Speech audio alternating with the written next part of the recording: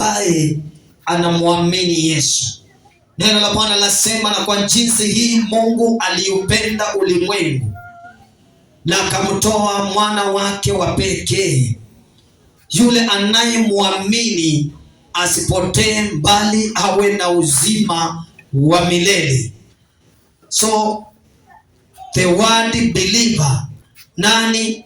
Muumini ni nani? Who is a believer? Muumini ni mtu yoyote anayemwamini Yesu. Na kwa hivyo Yesu akanena katika kitabu cha Yohana mlango wa 8 na mstari wa 32, anasema, na unapojua ukweli, ukweli utakuweka huru.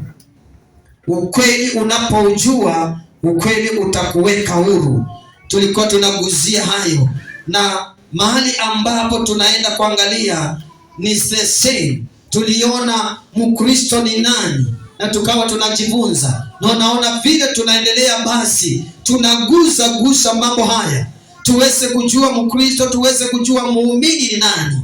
Tukasema hapa sisi hatuko washirika, sisi si washirika. Watu wengi sana wanasema washirika, mimi ni mshiriki. Hapana, you are a believer. Wewe pia ni mwanafunzi. Wewe ni mwanafunzi wa Yesu. Yesu hakusema wanafunzi wake waende kuhubiria watu wakuwe washirika. Alisema nendeni mkawafanye wawe wanafunzi, wakiamini na wakitii neno hili, mkaweze kuwapatisha kwa jina la Baba na la Mwana na la Roho Mtakatifu. Kwa hivyo leo hii nataka ujiulize, are you a believer? Na kama wewe ni muumini, unaamini nini? Kwa sababu watu waamini vitu nyingi sana. Unaweza kuwa unaamini hii jengo, ukaona ndio lako tu na ndio inaokukomboa. Unaweza kuwa unaamini vitu ulivyo navyo. Unaweza kuwa unaamini baba yako, unaamini mama yako, unaamini hata mapepo, kwa sababu watu wanaamini vitu vingi. Lakini according to the Bible, ama kulingana na Biblia, who is a believer? Ni nani? Muumini ni nani? Praise God. So according to the Bible, a believer is a person who trusts in Jesus Christ. Muumini ni yule anayeamini Yesu Kristo. According to the Bible, kulingana na Biblia ambayo ni neno la Mungu, muumini ni yule anayeamini Yesu Kristo. Hallelujah. Na kama hauamini Yesu Kristo, wewe kulingana na Biblia wewe sio muumini.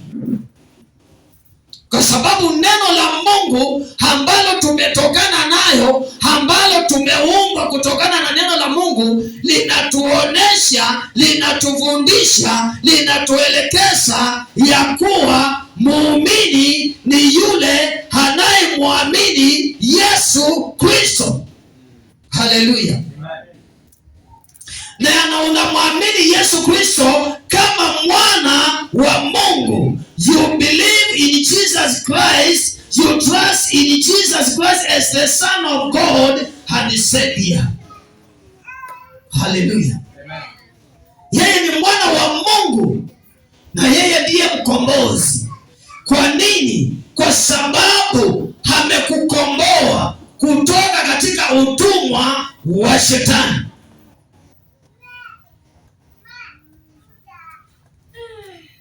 Hallelujah. A believer accepts his death and resurrection. Anaamini kuwa Yesu alikufa na akafufuka. Hallelujah. Huyo ni mtu ambaye anayeamini.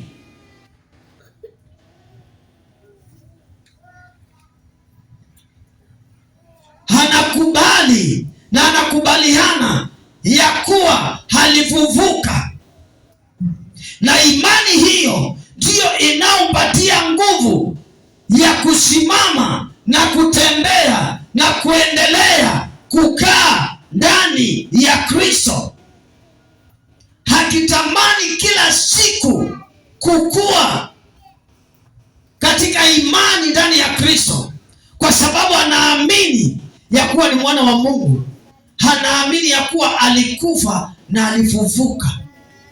Praise God. Bwana Yesu asifiwe sana.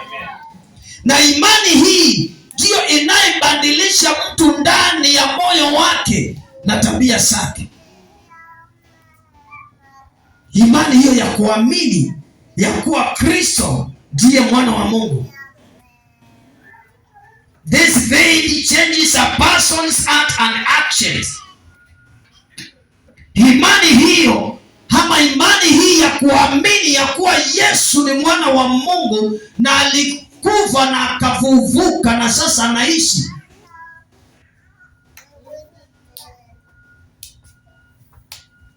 inabadilisha mtu ndani ya moyo wake na tabia zake. Praise God. So we have core beliefs.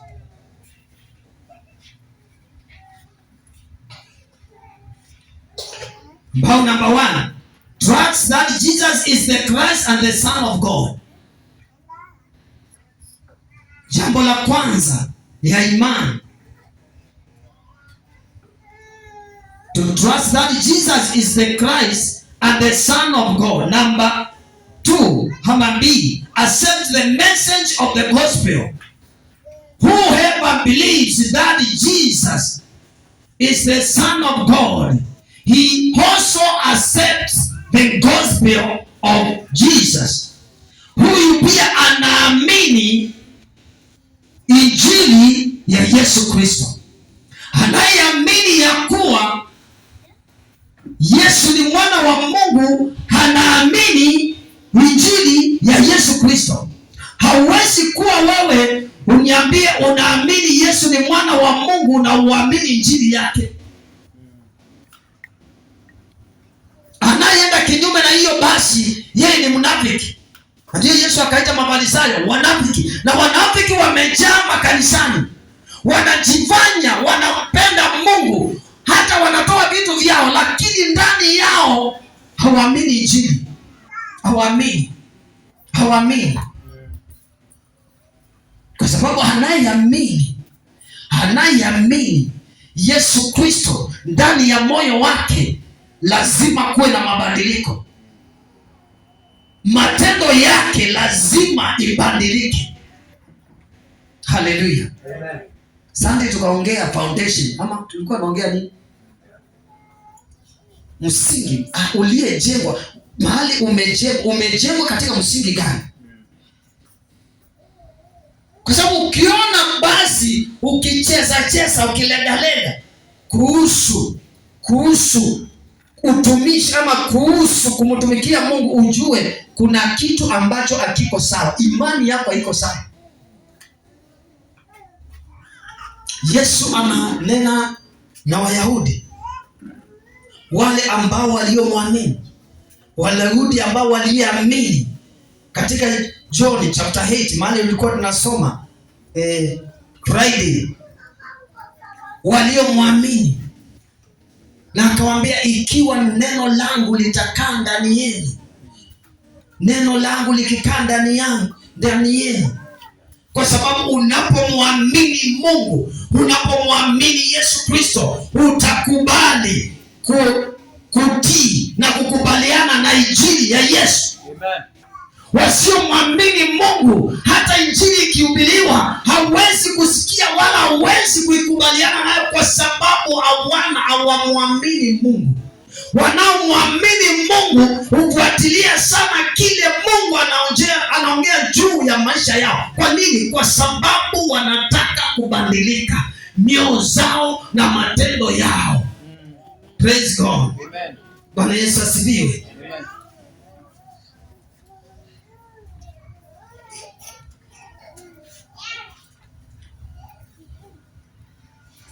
Point number 2. If you accept message of the gospel of Jesus Christ, and then you believe in the resurrection of Jesus, unaamini kufufuka kwake, and then you accept Jesus as a personal Lord and Savior.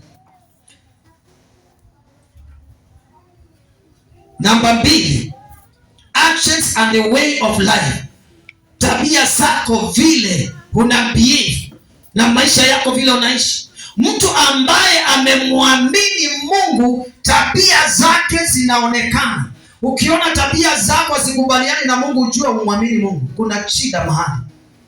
Unayemwamini Mungu lazima action zako na style life yako ikuwe inaendanisha na vile Mungu alivyo. Bwana Yesu asifiwe sana.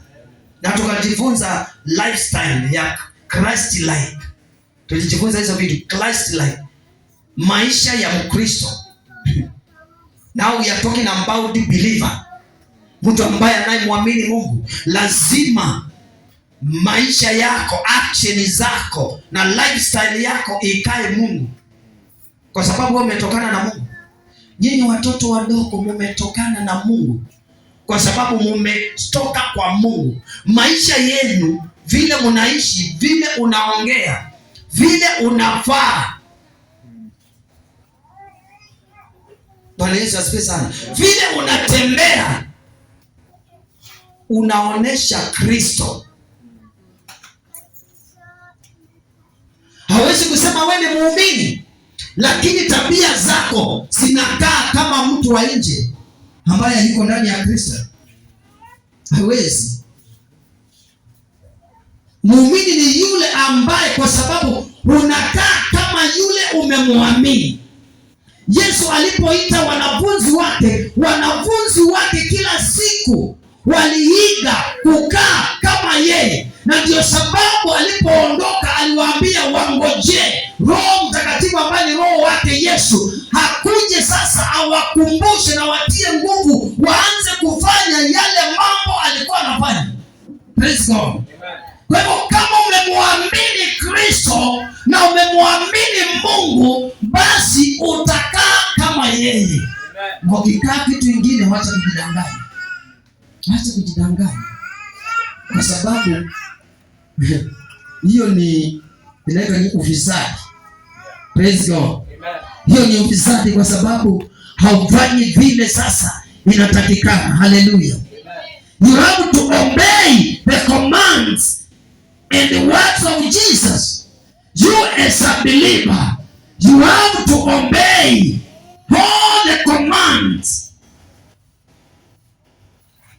Lazima uweze kutii sheria, amri. Kwa sababu kama unaenda vibaya, ujue mambo yaendi mzuri. Ndio unaona Solomon anaongea sana katika Proverbs akimwambia, mwanangu, sikia ushauri wangu. Mtoto ambaye asikii ushauri wa mzazi hawezi kwenda mbali. Mzazi anamwambia rudi hapa, hii ndio njia, anaona njia ile anaangalia ndio sawa. Siku ataenda kugonga ukuta, atarudi na mzazi anamngojea tu. Atalaumu nani? Atajilaumu mwenyewe. Mguu ambao umedungwa na mwiba, mwenye hiyo mguu ndio usikia uchungu. Mimi siwesikia uchungu. Nitakupa pole mwanangu, ama pole. Ukiwa uko hapa na unasikiliza kile ambacho Mungu anaongea nawe kupitia watumishi wa Mungu. Haleluya.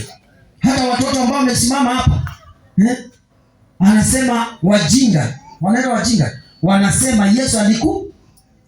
Lakini sisi tunasema Yesu hako hai, kwa sababu anasikia kila mahali Yesu yu hai. Huu ni ujumbe, kwa sababu kama hausikii, kama haukubaliani ya kuwa Yesu ako hai, basi hata mwili wako hakuna kitu unasikia.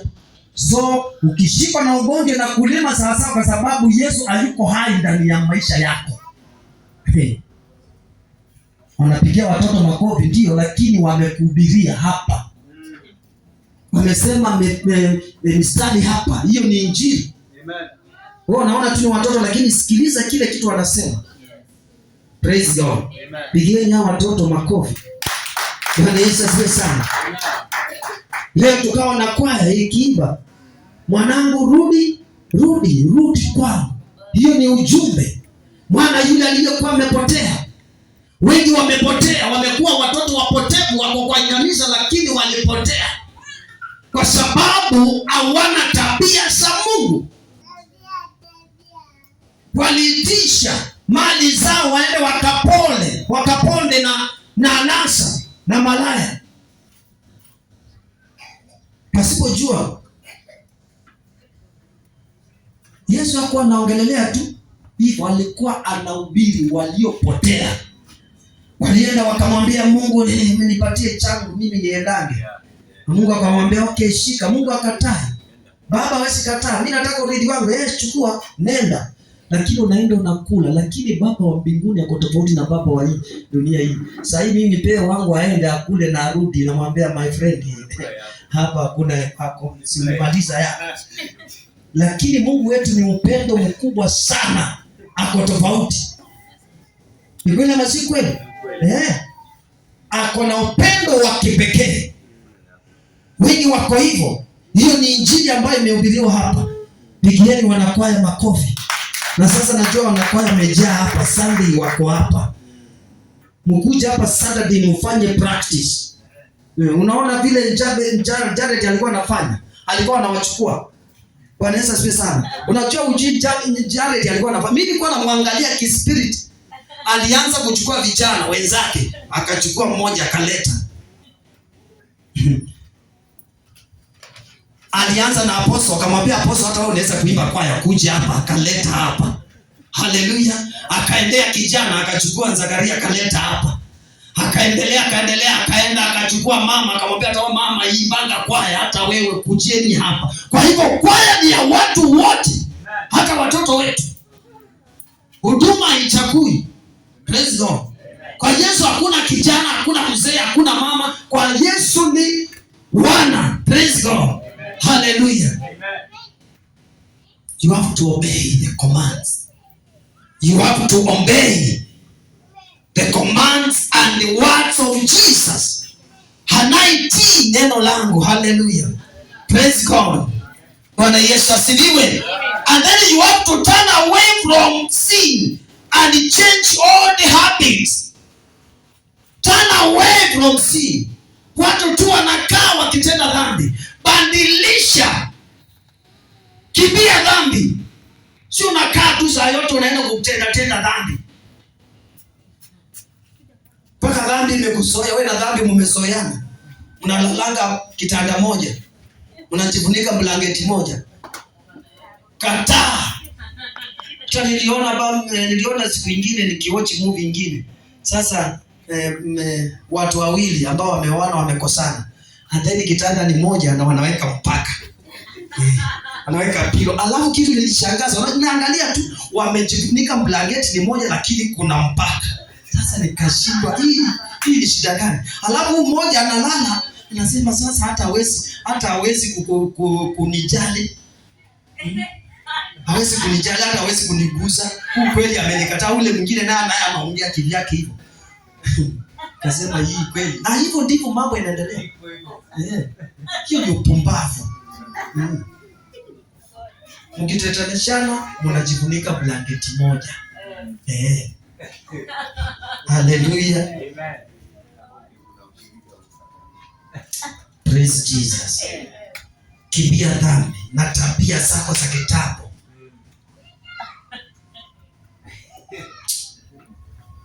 Wewe turn away from sin and change holy habits. Love God and show love to other people. Wewe ambaye ni muumini, penda Mungu. Ndio nikasema kujeni kanisani. Wacheni kuachia tu wamama wa kadhaa hapa na mchungaji tu mnaachia. Mama wengine mnakaa nyumbani na mchungaji anakuja hapa siku ya ushirika, mnakuja kupanguza kanisa na kuosha. Kwa nini na mnakaa nyumbani? Si mkuje. Kujeni mtengeneze kanisa na mkuje muabudu Mungu. Wacheni nikwambie, yule ndugu akaimba nduti danyana ngai. Maundu mako makedho ameivu bongi na kwidho na. Anaitwa nini? Anaita nini? Lazima kuwe na vitu ambavyo ni tofauti. Yeah. Praise God. Limba hivyo. Msioka limba hivyo. Hawezi kuwa unakaa na Mungu na maisha yako ikae vile. Kuna vitu vitabadilika kwako. Naamua kuja kwa Mungu, kanisa iko hapa, kuja ushirika. Kuja muabudu Mungu. Beba mtoto, funika blanketi 20, leta hapa. Muabudu Mungu. Lakini wacha nikwambie, shetani ni mbaya. Nakwambia anakuletea hali ya hanga. Kwamba leo kwanza, hebu niulize ni swali, jua iko wapi leo? Na mbona mko hapa wamama, mko na watoto? Jua iko wapi leo? Leo kuanzia asubuhi kwanza kulikana na manyunyu. Msimlikuja kanisani. Wacheni kuentertain shetani. Shetani anaangalia hanga, anatumia hiyo hanga kukuambia haiwezekani.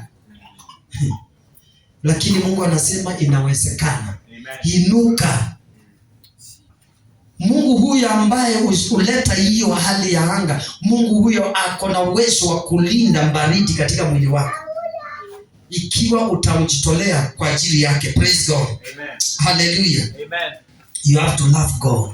And then you have to forgive others because God forgives.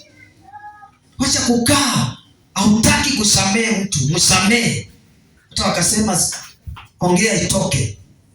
So in the New Testament, the word believer is used for a person who is convinced that Jesus is the Messiah and the harbor of salvation.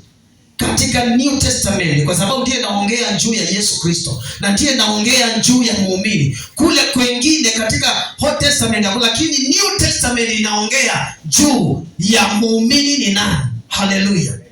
Bwana Yesu asifiwe sana. Hata katika lugha ya Kigiriki usually ina translate believer as a believing who carries the idea of faithfulness and loyalty. Mtu ambaye anayebeba uaminifu, mtu ambaye anaamini na koloyo kwa kile ambacho anaamini. So wewe unaamini lakini wewe you are not loyal. Vijana wetu wakati walikuwa na ubiri waliongelelea hiyo jambo la loyalty, si ndio?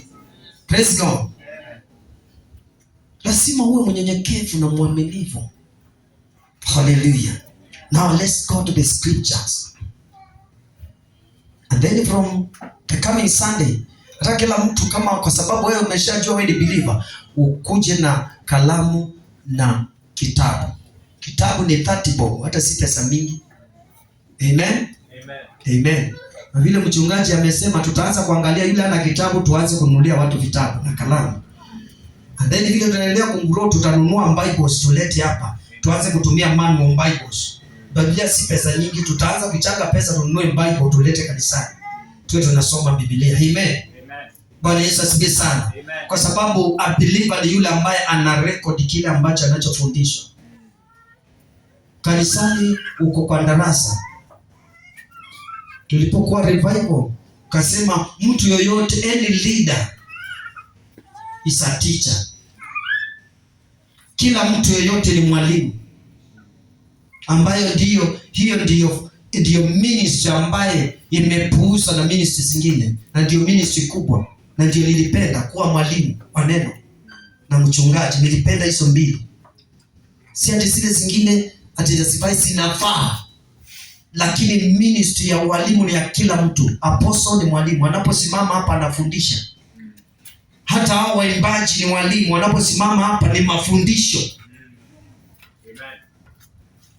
Misingi yote inapitia kwa walimu. Teachings. Praise God. Amen. Bwana Yesu asifiwe sana. Amen. Kwa hivyo na wewe unapokuja hapa, tembea kama muumini. Mtu ambaye anasikiliza habari ya Yesu Kristo, ambaye unanakili kile ambacho unafundishwa, unaandika. Praise God. Amen. Na wewe unaposimama hapa, fundisha. Kwa sababu hiyo ndiyo kazi. Hiyo mahubiri ni mafundisho. Pea watu kitabu, pea watu scripture, pea watu ni nini unaongea. Diposa waweze kusikia. Kanisa inataka msingi huo. Diposa wewe umeketi hapo, ninapoketi hapa nikiondoka nijue aliyesimama hapa alinifundisha kupitia Roho wa Mungu, alisema nikae hivi. Na sisi zote tukitii hiyo sheria ya Mungu na amri ya Mungu, tutaona mabadiliko katika maisha yetu. Tutakuwa hata kabla hatujasema tumetenda. Maandiko yanasema hivyo. Kabla hujaomba Mungu amesikia, na kabla hujanena amejibu. Kwa sababu gani? Uko sawa. Praise God. Kwa hivyo ikiwa tutatimiza kile ambacho Mungu ananena, hautaambiwa hakuna kiti. Itakuwa hata hii mashimo uliona hapo, ulinunua simiti, uliita chama ni chama, ninataka niambie, nataka kuleta simiti, shimo sitaki kuona hapo. Haleluya. Bwana Yesu asifiwe sana.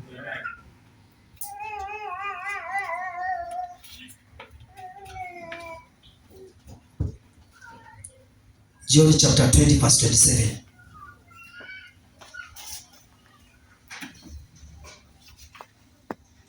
Nani anataka kusoma Biblia ya Kiswahili? Mpatie asome saa hii na unirudishie. Wakati nilikuwa na Biblia nikagawa watu na wengine wakaenda nazo. Nani anataka Biblia ya Kiswahili asome saa hii? Na hamna Biblia na mtaki kusoma. What's wrong with you people? Jape. Wako nazo kwa simu. Mimi nilikuwa nataka usome manual Bible. Okay, sawa. Praise God. Amen. Umechelewa. Hallelujah. Bwana Yesu asifiwe. Nataka ufungue hiyo John chapter 20 verse 27. Na tusome haraka. Ujumbe huu atuache kwa sababu kuja revival. Ila alikuja nasikia mzuri kwa sababu anaongezea kila alikula. Lakini wewe huku kuja, basi sasa ni saa yako ya kupata. Amen. Yes, John chapter 20 verse 27. Kama umefika soma haraka. Kisha akamwambia Tomaso, lete hapa kidole chako. Leta kidole chako. Nitazame mikono yangu. Tazama mikono yangu. Leta na mikono wako utie ubavuni. Utie mikono yako ama vidole vyako kwa ubavuni wangu. Wala usiwe asiyeamini. Wewe usiwe asiyeamini, bali aminie. Bali aminie. Kwa nini basi watu wengi wamekuwa Tomasos? Wamekuwa matomaso. Kwa sababu yeye hapo sio Tomasos, Tomasos. Wamekuwa yani hao wengi yani. Kwa wingi. Matomasos. Hallelujah. Praise Jesus. Kwa sababu hakuamini, na ni vizuri sana ili kudhibitisha imani hiyo yake. Ni nzuri sana, si mbaya. Lakini alimwambia usiwe wa kutoamini, nataka uwe wa kuamini. Haleluya. Kuanzia siku ya leo maandiko yanasema usiwe mtu wa kutoamini, uwe mtu wa kuamini. Kwa sababu sasa ametia vidole vyake, amepapasa umbavu wake, ameona kweli huyu ndiye aliyewekwa msalabani, na kwa hivyo akaamini. Haleluya. Aliamini. Ijapokuwa Yesu alimwambia umeamini kwa sababu umeona, lakini wewe pia amini kwa sababu umesikia. Umesikia kile ambacho Roho wa Mungu anaongea na wewe. Amen. Usiwe mtu wa kutoamini. Na kutoamini huko ndiko kunasababisha watu wengi wako kanisani lakini hawatendi kile wanaambiwa, kwa sababu hawaamini. Aliambiwa Yesu amevuvuka, hata tulikuwa na yeye, lakini akawaambia mimi siwezi kuamini kabla sijamuona mimi. Lazima nimuone na macho yangu, lazima nione mapigo, lazima nione mahali anaposimama, lazima nione kila kitu ambacho kinadhihirisha na kudhibitisha ni yeye. Haleluya. Lakini tunapokuja katika maandiko, neno la Mungu inasema nini? Ile neno iliyo karibu na wewe. Je, wewe umehubiriwa kila wakati acha dhambi? Umehubiriwa kila wakati badilika, lakini hauamini, hautaki kutii sauti ya Mungu. Bwana anasema badilika. Kama unataka kuwa muumini wa kweli, badilika. Wacha kukaa